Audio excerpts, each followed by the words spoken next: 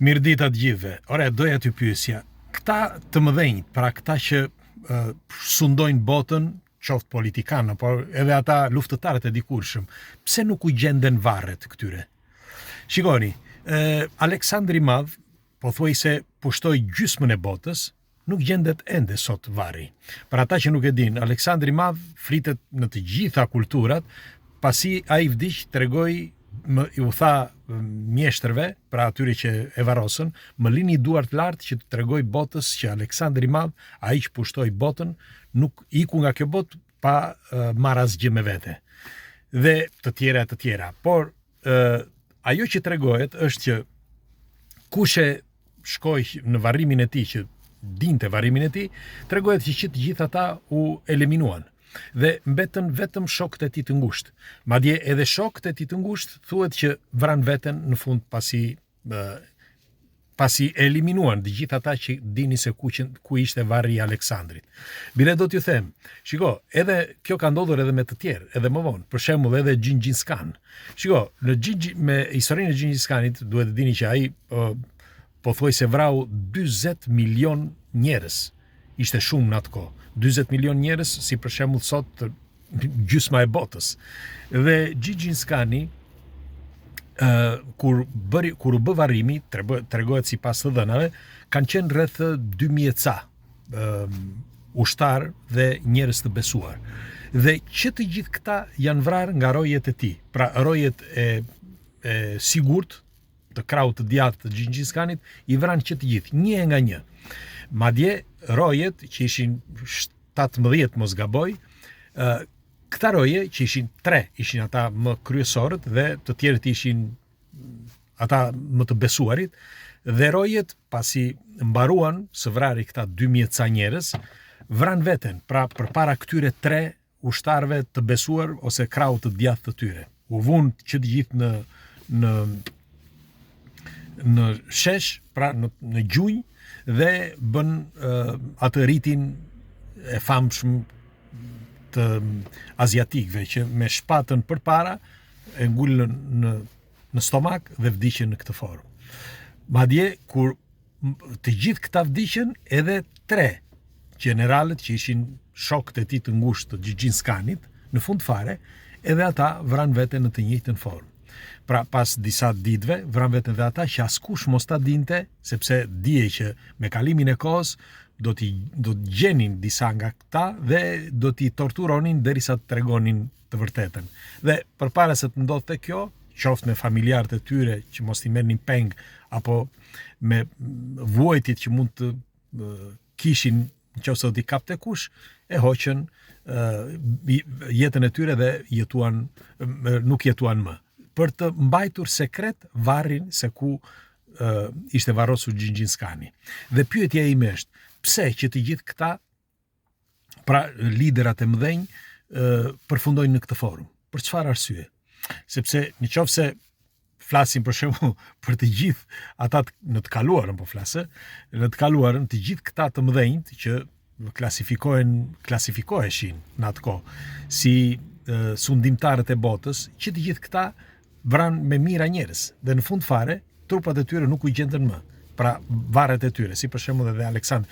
Aleksandri për shembull aludohet në disa vende, aludohet në Shqipëri, aludohet në Greqi, aludohet në Itali, aludohet në disa vende ku mendohet që është varri i tij. Bile disa thonë që e varrosën atje ku ishte, në disa në Mesopotami. Por të tjerë thonë që e morën me karo dhe me kuaj dhe ushtarët e tij e çuan në vendin e lindjes, pra në Maqedoni. Por megjithatë, doja të pyesja, pse duhet të mbanin trupin e tyre ose kockat e tyre të fshehta? Për çfarë arsye? Nëse ata vdiqin, sepse kjo është jeta, apo jo, deri këtu arrin dhe kaq. Pse duhet të vendosnin që t'i mbanin sekret varret e tyre?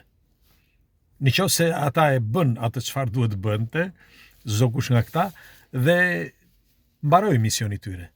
Pikërisht pra sepse shumë mendojnë që kockat janë tepër thelbësore. Janë kontakti me të përhershëm, kontakti i përhershëm me krijimin, të paktën kështu thuhet. Shiko, i keni para ata po shikojnin se këta të rinj tani këta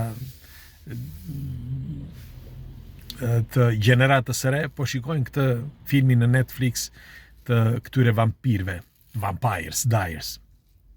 Dhe në fakt aty tregohet se si mbledhin kockat, bëjnë një rit me anë të këtyre kockave dhe thrasin energjinë e këtij njeriu ose shpirtin e këtij njeriu.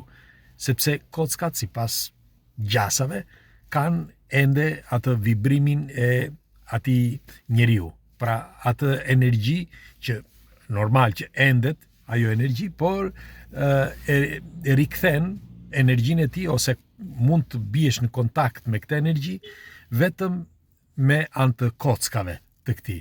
Mos kanë të drejtë këta vampirat? Pyetje. Shiko, edhe varri i Vladit, i vampirit Vlad. Nuk e di, e keni dëgjuar apo jo, disa thonë që sepse varri i Vladit, pra të vampirit ai rumun, nuk është gjetur as në Rumani, por dikush thotë që gjendet në Itali, dikush thotë në Napoli, të tjerë thonë në Hungari e tjerë. Dhe kjo më bën të mendoj që ka diçka. Apo jo, ju si thoni. Doja ta diskutoja me ju, meqense 5 minuta duhet t'i harxojmë për t'u informuar se ka diçka, duhet të ketë diçka në këtë histori. Nuk mund të jetë një trillim ose një përrall.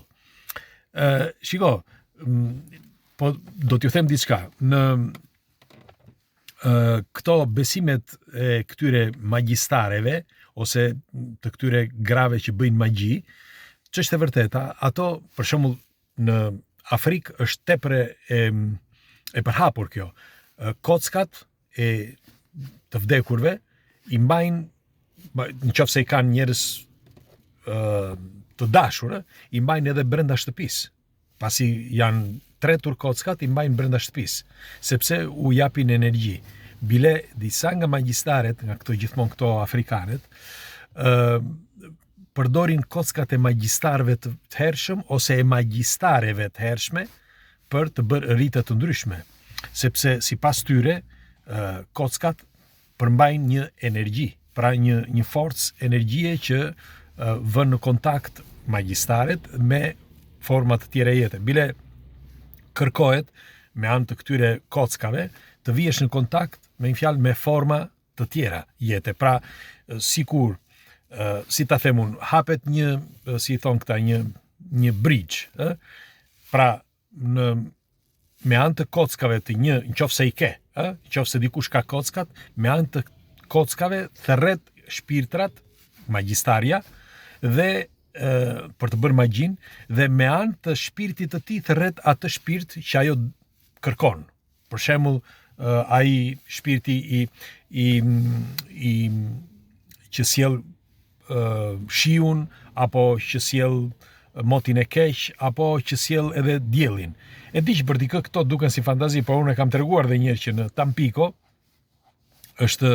ka disa shaman që bëjnë të bie shi, nga hiçi, nga zeroja. Është e vërtet kjo.